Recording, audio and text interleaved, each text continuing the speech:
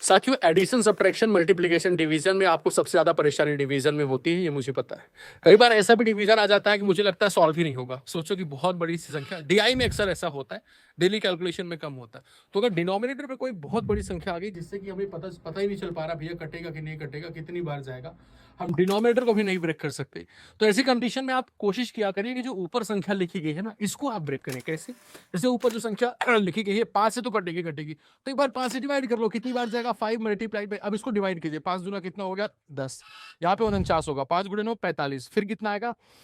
4 आ जाएगा, तो फिर 5 इंटू 8 हो गया 40 के बराबर। फिर यहाँ पे हो गया 13, 13 का मतलब 5 दूना 10, फिर 5 सत्ते 35। ठीक है, अब ये संख्या दिख रही है, ये भी हमारी भैया देखो क्या 3 से कटेगी। अब सम ऑफ डिजिट देखें, 7 2 9 8 17 9 26 2 28 नहीं कटेगी, 5 से कटेगी। 7 से चेक कीजिए एक बार, 7 चौक 28। ठीक है, एक बार 7 से चेक कर लेते हैं। 7 इंटू 4 28 हुआ, 29 पे 28 एक 18 हो गया। 18 का मतलब 7 दूनी 14, 18 में 14 घटाओ तो वैल्यू 2 आती है, 22 होगा। और 22 का मतलब फिर से एक बार 7 गुणे 4 28, 18 7 दूनी 14 यानी 42 हो गया। 42 का मतलब 7 छम 42 और 7 एक कम 7, यानी ये संख्या हमारी ऐसी लिखी हुई है। बगल में कितना लिखा हुआ? 5। अब जब ये कंप्लीटली डिविजिबल है तो ये आएगा ही आएगा, 4261 आएगा ही आएगा। देखो 4261 टर्मिनेट, 7 इंटू 5 कितना आ गया? 35। तो ऐसी कंडीशन में जब डीआई वगैरह सॉल्व करो, बहुत कॉम्प्लिकेटेड नंबर आ जाए, आपको समझ ही नहीं आ रहा है, कट ही नहीं रहा कुछ, तो आप इसको इस तरीके से ब्रेक करके सवाल को सॉल्व कर सकते हैं।